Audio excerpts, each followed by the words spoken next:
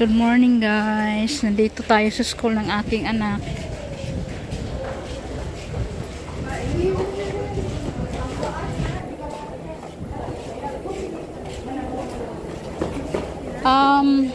Creative form 5 creative. Kreatif tinggi Di hujung? ya, terus guna blok C punya tangga 1, 2, 3, terus naik, terus pergi tingkat 2 5 ke di hujung na. Okay, thank you.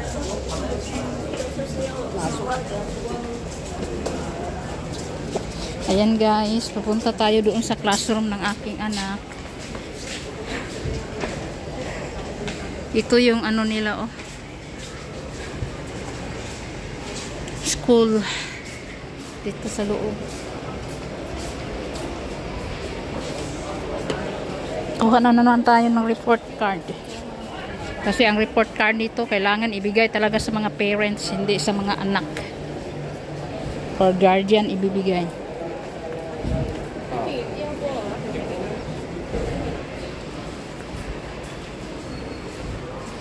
Dami ng parents nag-uwian na yung iba. Tapos na silang nagkuha.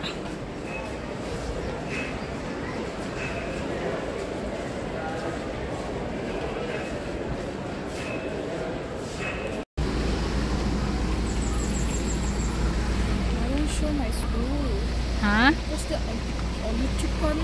Who?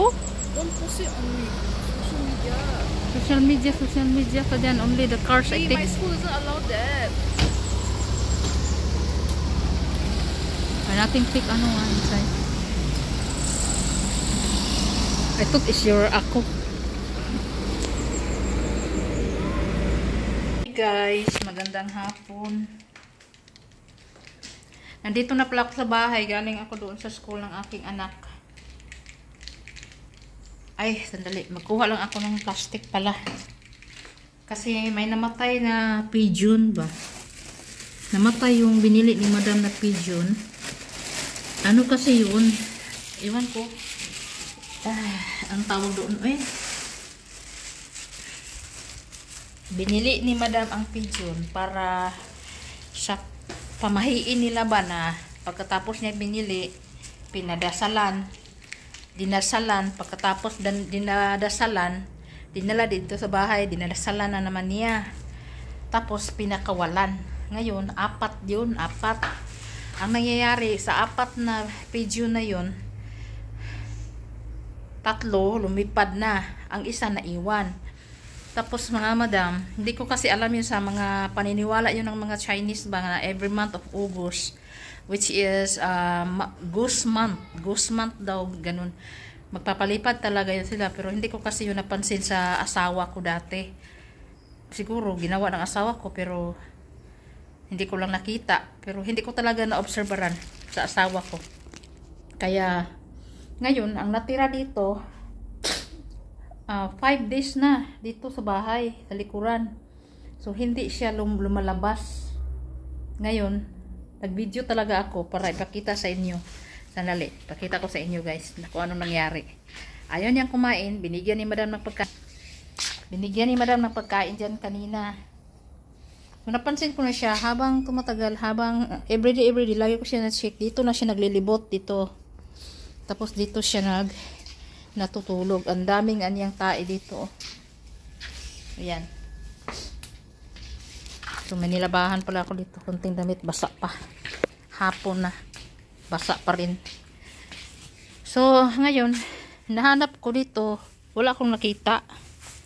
Kasi dito yung sa palagi naglulublob walang nakita. Magkuha sana ako ng tanglad. Ayan, magkuha ako ng tanglad kasi ako ng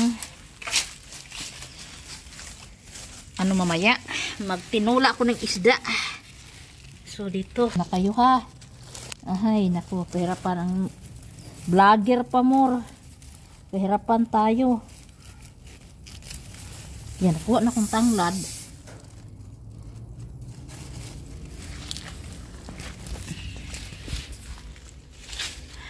Ayan mga madam, mainit.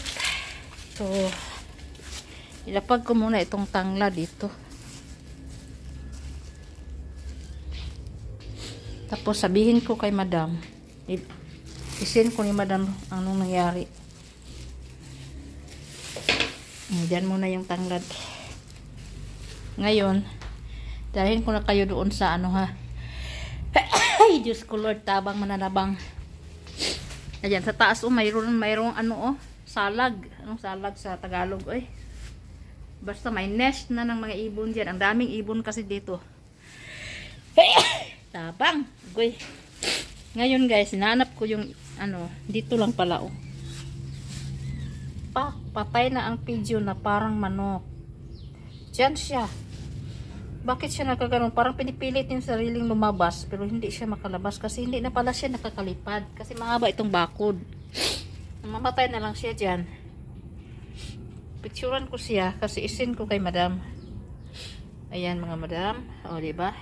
So ngayon pupulutin ko na para maitapon ko. Ilagay ko sa plastic. Taga mamaya mga amoy yan dyan So mga madam, Ruspada sana ako ay magchika pa unta ko sa inyo ha. Mga lipstick sa siguro ko mga madam para magwapagwapa po tagamay. Ay dah, bahala na di na lang di na lang, tinatamad talaga ako kasi nandito lang ako sa bahay, nagigahiga na ako dito. Ngayon mga madam, kanina pala doon sa school, hindi ako nakapag-vlog ng maayos dahil yung anak ko ayaw niya mag-vlog ako. Ayaw niya na bawal daw makita yung school, bawal daw. Ay nako, maniwala ka dyan. Tapos hindi ako nakapag-vlog kasi nga ayaw niya Nag-selfie na lang kami. So i-attach ko lang dito yung mga few selfie namin sa mga kaibigan ko, nakakita ko yung iba. Basta marami sanang ganap na nangyari kanina paglabas ko ng mga 2 oras yun. Kasi umuwi pa ako ng bahay, nagpalit ng damit. Tapos naglinis konti, ganon. Bago ako pumunta ng school.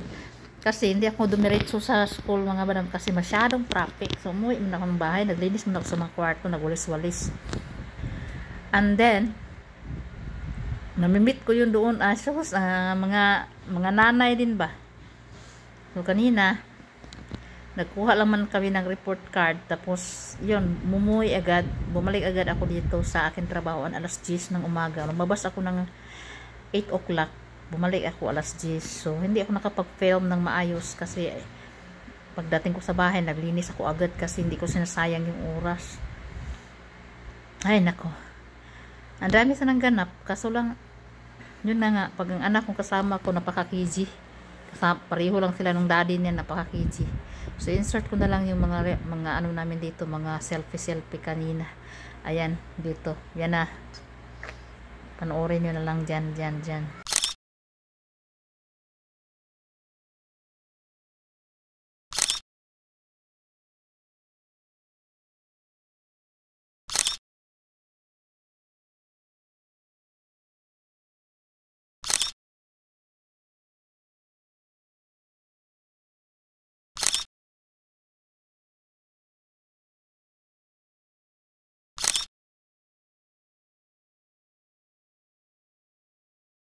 At ito naman mga madam, nung baby pa si Cristala, si Dora Explorer siya dyan.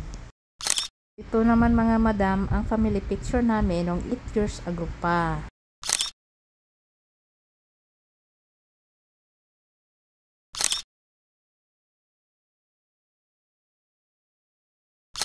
At ito naman, nung maliit pa sila na lagi kami nasa beach kasi wala pa akong work dito. Ito pala si kuya ko na panganay. Nagbakasyon siya noon. Baby pa si Gavin.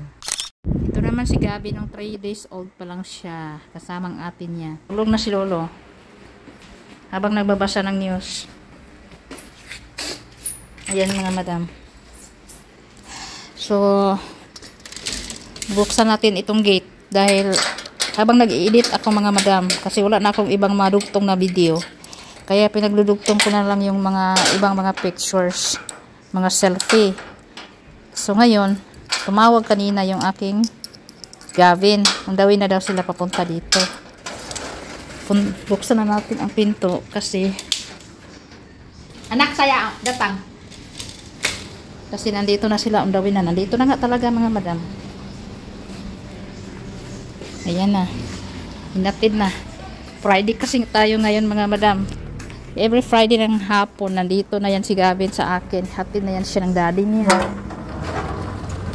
So tamang-tama din kasi kulang yung video ko. Kailangan may pangdugtong ako na video.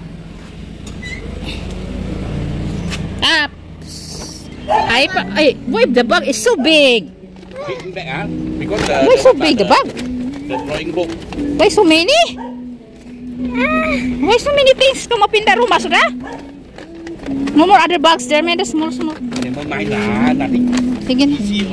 Uy, Gayrik man lang nagpasok. Wala man lang nagbabay sa daddy. Bye-bye, Daddy! Los ni muna. Sige na. Bye-bye, dad.